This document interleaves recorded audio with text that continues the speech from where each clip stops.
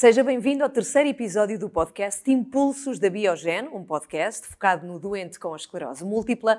A esclerose múltipla é uma doença crónica, é autoimune, é inflamatória e degenerativa do sistema nervoso central. Surge frequentemente em jovens adultos e afeta mais mulheres do que homens. Os sintomas são característicos, são a fadiga, parestesias, problemas de coordenação e do equilíbrio, tremores e alterações visuais. Os doentes com esclerose múltipla podem estar sujeitos a uma grande sobrecarga psicológica. Desde a aceitação do diagnóstico à gestão do dia-a-dia, o doente pode passar por várias fases. E é aqui que os profissionais de saúde assumem um papel de destaque. A enfermagem, particularmente, acompanha o doente de perto e pode ser visto como um pilar, apoiando o doente em todas as fases e ajudando na sua gestão motivacional. Mas, se é verdade que o coaching parece ter resultados positivos, nomeadamente no processo de tomada de decisão, é igualmente importante que o profissional de saúde esteja preparado para o fazer. Para nos falar sobre coaching na esclerose múltipla e sobre a importância de ver o lado positivo na gestão da doença, temos connosco a enfermeira Teresa Torres e o Dr. Jorge Ascensão. Olá, obrigada por vir aos dois. Vou começar por si, Teresa. E a primeira pergunta tem a ver com os doentes que chegam à sua consulta depois de lhes ter sido diagnosticada a doença de esclerose múltipla. De uma forma geral, qual é a sua primeira abordagem a este doente? A minha primeira abordagem visa, naturalmente, o estabelecimento de uma relação de interajuda e de confiança com a pessoa. Procuro quebrar um bocadinho o gelo, apresento-me, explico o porquê daquela consulta, o circuito e costumo dizer-lhes que vamos ter uma pequena conversa para nos conhecermos um bocadinho melhor. E nesse momento eu aproveito para lhe fazer perguntas sobre as quais tento perceber o que é que ele sabe sobre a patologia, como ele reage quando se fala sobre a patologia, porque aí temos muita linguagem não verbal que nos vai dar muita informação. Naturalmente, que como por exemplo?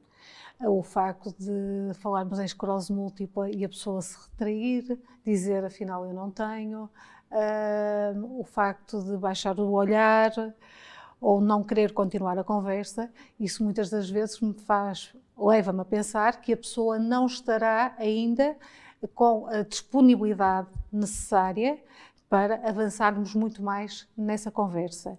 E eu, basicamente, na primeira fase, o grande foco é, sem dúvida, a intervenção no sentido de informar e desmistificar a própria doença perante aquela pessoa. Doutor Jorge, e quando lhe chega assim um doente que está, suponho, em estado total de negação, de choque, foi-lhe diagnosticada uma doença que não estava à espera de ter, qual é a sua abordagem? Qual é a primeira coisa a fazer? A questão é interessante e tem muito a ver com o que a enfermeira Teresa falou. Nós precisamos, eu sei que como psicólogo sou parcial, mas nós precisamos de escutar. Escutar porque a pessoa pode realmente chegar ainda em estado de choque, ainda sem estar bem em si. Realmente também pode estar naquela fase de negação, que nem sempre é bem aquilo que nós pensamos. Nós imaginamos muitas vezes aquela imagem de negação da pessoa que nega o diagnóstico, que não cumpre com a medicação, mas muitas vezes os utentes cumprem com a medicação, vão às consultas, mas fazem isso como um acordo com o destino, sem necessariamente com um compromisso com a doença. Ou seja, com a questão de reconhecerem que têm uma doença grave, que tem tratamento, que pode ser bem orientada, mas não colaboram com a equipa. Então fazem-no porque o doutor diz para fazer, mas não porque acham que devem fazer, é isso? Muitas das vezes, depois do diagnóstico, da expressão esclerose múltipla, a pessoa não ouve mais nada a partir daí. Fica como se anestesiada. Provavelmente por isso é que também é tão interessante o lado da enfermagem, toda esta passagem de informação com o tempo do doente, para que ele possa aprender, afinal, que confusão é esta que agora lhe surgiu no destino. E é exatamente esse tempo que leva, por exemplo, à negação. É uma espécie de acordo em que a pessoa, com o tempo, vai percebendo onde é que vai chegar, vai percebendo, afinal, que sintomas são estes, afinal, que notícias a doença pode trazer e o que é que pode continuar a fazer. Teresa, então como é que isso se faz? Como é que se dá assim este apoio para que o doente tenha estas estratégias todas? Acima de tudo, nós tentamos, ou eu tento, que a pessoa compreenda acima de tudo a sua doença. E eu vulgarmente peço aos doentes para me explicarem o que é que têm, qual é o diagnóstico e aquilo que o Jorge falava, em que as pessoas cumprem porque o médico mandou fazer ou porque a enfermeira mandou fazer e eles simplesmente respondem frases já escritas, vulgarmente encontradas no Google, mas que realmente não lhes dizem nada. E eu brinco e digo, então agora vamos explicar como se estivesse com o seu colega sentado num café, realmente aquilo que tem. Primeiro, para quê? Para quebrarmos aquela linguagem muito complicada, tentarmos simplificar a parte da doença, não é? E depois também vamos ter que perceber uma coisa, qual é o real impacto da doença na vida daquela pessoa. E aquilo que eu acho que pode ser preocupante, pode não ser aquilo que realmente a preocupa. Porque quando eu perceber o que é importante para aquela pessoa, em conjunto, vamos delinear objetivos, vamos negociar estratégias, eu vou-lhe fornecer informações e recursos para que ele os consiga objetivos. Que estratégias, por exemplo? As estratégias muitas vezes implica passar, encaminhar para outras especialidades, psicologia, envolver associações de doentes, grupos de apoio que existe no hospital da saúde mental, muitas das vezes fornecer-lhes informações credíveis. Depois isto é muito individualizado, nós temos que nos pôr, deixar de estar no nosso papel e naquilo que nós achamos que é importante para passar a ver o que é importante para eles. Porquê? Porque nós vamos ter que os dotar a eles, ou às pessoas que cuidam deles, de ferramentas para que eles sejam capazes de gerir o seu dia-a-dia, as dificuldades que vão surgindo, as dúvidas que vão surgindo, e aí termos realmente uma pessoa a cumprir o seu regime terapêutico que foi instituído pela equipa assistencial. Bem, Jorge, já percebemos que aqui uma coisa muito complexa, talvez no início é mais complexa, é aceitar que se tem esclerose múltipla, não é? Aceitar o diagnóstico. Para si, como psicólogo clínico, como é que gera aqui esta questão? Esta pessoa que tem à frente, a quem tem que dar esta informação, ou que ela tem que perceber esta informação, mas não o está a fazer? A questão tem muito a ver exatamente com esse termo, com a aceitação, que é realmente o mais usado. E aquilo que vai acontecer é que a doença chegou com regras, com limites, com novas rotinas, e a integração dessas novas rotinas, destes novos espaços, de alguém que se calhar há anos que já não ia ao hospital e de repente, mensalmente ou todas as semanas vai ter que passar pelo hospital ou passa a ter consultas de rotina, tudo isto é uma mudança na vida da pessoa. Ou seja, muitas vezes abordamos até mais a questão da integração, não o conformismo da aceitação, não o mentalizar, que muitas vezes as pessoas dizem, mas a questão de ter a pessoa com a doença como parte da equipe e ter a doença como um aspecto da sua vida, muito importante sem dúvida, mas não como o único aspecto. Porque a pessoa tem de continuar a trabalhar, a viver, a ser pai, a ser mãe, a ser esposa e, ao mesmo tempo, a ter que colaborar com a equipa médica, ter que colaborar com a sua própria doença. E aprender a fazê-lo ao longo da vida. Um processo de se conseguir responsabilizar essa pessoa também, não é? Principalmente. Sim. Uma das coisas que muitas vezes acontece, exatamente porque há tanta informação, é que a pessoa, quando se compara, como não encontra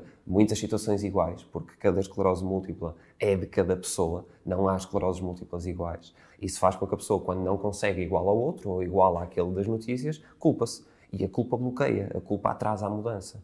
Quando nós nos responsabilizamos por tentar fazer melhor e quando a comparação é feita connosco e não com os outros, é mais fácil perceber a evolução, é mais fácil perceber o avanço.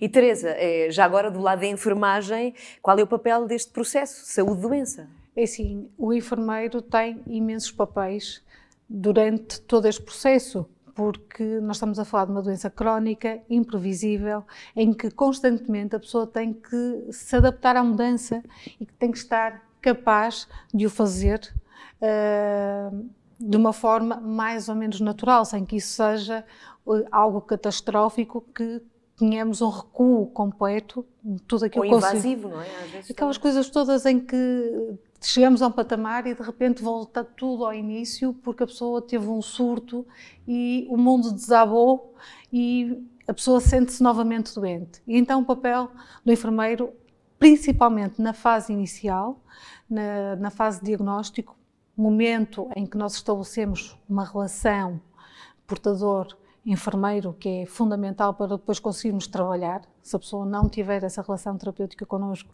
eu não vou conseguir de forma nenhuma que ela se abra comigo, que aceite a minha intervenção na sua vida, não é? Porque vai achar, então eu estou bem, tive um surto e tenho aqui uma senhora que me diz que eu a partir de agora tenho que tomar comprimidos todos os dias, eu estou ótima. Não faz sentido nenhum. E é importante que a pessoa me aceite também como parte do seu tratamento. E nessa parte, eu acho que o papel de educador é aquele que se revela mais importante. Porque nós vamos compartilhar esse percurso com a pessoa, vamos ajudá-la a aceitar a sua situação de doença, a sua vivência. E o tratamento. A adesão ao tratamento e também desta forma prevenir complicações. Nós precisamos de a capacitar para que ela própria seja capaz de gerir este processo contínuo de transição saúde-doença. E isso só depende dela. Sim, e desculpa insistir aqui neste papel vosso, dos enfermeiros, perante ou com um doente com esclerose múltipla, mas parece muito importante porque eu acredito que chega uma altura em que a pessoa com quem mais um doente se abre deve ser o psicólogo, mas também muito o enfermeiro, que é a primeira pessoa que vê e deve ser a pessoa que ele acha que a entende melhor. O enfermeiro, nada contra os psicólogos, é o elemento da equipa mais próximo do doente. Nós somos as pessoas, somos o profissional que estamos mais tempo com eles, somos as pessoas que geralmente, eu costumo fazer uma distinção entre as várias classes profissionais. Nós cuidamos da pessoa na sua plenitude, nós não estamos lá a cuidar só da situação da doença, daquela doença concreta, mas do impacto que ela tem, o que é que realmente a preocupa, o que é que vai interferir nos sonhos, nos objetivos, e vamos tentar criar com ela estratégias, pelo menos, para atingirmos alguma coisa, de forma a que ela consiga o máximo possível de rentabilizar as suas capacidades. E também é um doente que vai conviver com vários profissionais de saúde de várias áreas. Digamos que vocês também podem ser um porta-voz de todos. O enfermeiro é um interlocutor privilegiado dentro da equipa multidisciplinar. Nós estamos no centro dos cuidados com o doente. Nós trabalhamos diretamente com o doente ou com o seu cuidador. E o que é que nós fazemos? Nós vamos criar toda uma estratégia, tudo muito bem articulado, baseada numa comunicação eficaz, de forma a que planeemos planos de cuidados e que os executemos, mas que vamos estar sempre ao lado deles, ou seja, sempre que aquilo for necessário reformular, sempre que for preciso voltar à estaca zero, nós vamos só estar com eles para voltarmos a ver quais são os objetivos daquela nova fase e voltarmos a adaptar todo o processo para que a pessoa realmente volte a ter a vida melhor possível. E qual é a realidade nacional, Dr. Jorge Ascensão? Eu gostava de saber agora, gostávamos de saber qual a percentagem de doentes com esclerose múltipla que de facto têm acesso a este tipo de acompanhamento. Exatamente, não tenho conhecimento. Eu sei que em termos de psicólogos a trabalhar no Serviço Nacional de Saúde, nós passamos de 2015 para 2018 de 500 para 900 e qualquer coisa. Isso significa que temos para os 10, 11 milhões de portugueses cerca de um psicólogo para 15, 16 mil pessoas. Só para termos uma ideia, isto é mais ou menos o triplo daquilo que um terço daquilo que seria desejável. As guidelines internacionais falam de 1 para 5 mil, ou seja, é pouquíssimo. E depois aqui estamos a falar de psicólogos clínicos generalistas, não especializados no tratamento, seja de doenças autoimunes, seja da esclerose múltipla em si. Por isso ainda estamos bastante aquém daquilo que será o desejável. No entanto, o que é certo é que há vários exemplos de vários hospitais e vários serviços, a enfermeira Teresa trabalha num deles, que tentam fazer essa referenciação, tentam ter um serviço especializado no sentido de compreenderem melhor não apenas a doença, mas principalmente a pessoa e a família que vive com esta doença. Sim, mas já percebi então que não em todos os hospitais há um psicólogo a acompanhar estes doentes. Não em todos. Existem serviços de saúde mental. Sim. Daí a presumirmos que todos serão acompanhados, julgo que não. Muito bem. E já agora, na sua opinião, gostávamos de ouvir, Dr. Jorge, o que é que faz falta então? Para chegarmos assim a um ponto, digamos que suficiente para o acompanhamento destes doentes de esclerose múltipla. Por vezes essa pergunta surge, eu sinto-me sempre um pouco megalómano quando penso nisso, porque já há muito tempo que ouvimos o Dr. Miguel Guimarães, da Ordem dos Médicos, falar dos 5 mil e qualquer coisa médicos que seriam necessários para o Serviço Nacional de Saúde. Nem imagino, em termos de enfermagem, o que é que faz falta. Por isso, primeiro que chegamos à psicologia, também imagino que será muito difícil. No entanto, a questão é percebermos que que o investimento que se faz nos profissionais, seja nos médicos, seja nos enfermeiros, seja nos psicólogos, seja nos outros colegas, na nutrição, na terapia da fala, na fisioterapia, é poupança que se faz em termos de doença. Porque cada pessoa que fica não cuidada ou não acompanhada vai trazer um acréscimo de desgaste não só ao Serviço Nacional de Saúde, mas principalmente à economia nacional. Porque a doença vai se agravar, vamos estar já a fazer não uma prevenção, mas vamos estar a tapar o sol com a peneira e depois vamos ter que investir, porque nessas situações não vai haver outra hipótese. Bem, estamos quase no final desta nossa conversa. A minha última pergunta está relacionada com as ferramentas que na prática permitem não só fazer este coaching e este acompanhamento psicológico ao doente, mas também advogar a sua participação ativa na gestão da doença. E Teresa, eu queria agora falar aqui de uma aplicação, que é a aplicação Cleo, que foi criada a pensar no doente com esclerose múltipla. Pode, na sua opinião, ser um bom instrumento? E já agora explicar que esta aplicação tem uma espécie de diário em que o doente pode ir escrevendo lá como é que está a ser o seu dia-a-dia, por exemplo. Também tem diversas áreas, pode ir acompanhando para que tenha uma vida mais saudável também, mais ativa. O que é que lhe parece esta aplicação? Todas as ferramentas que sejam trabalhadas no sentido em que facilitem a gestão da doença, que forneçam informação credível, promovam hábitos de vida saudáveis,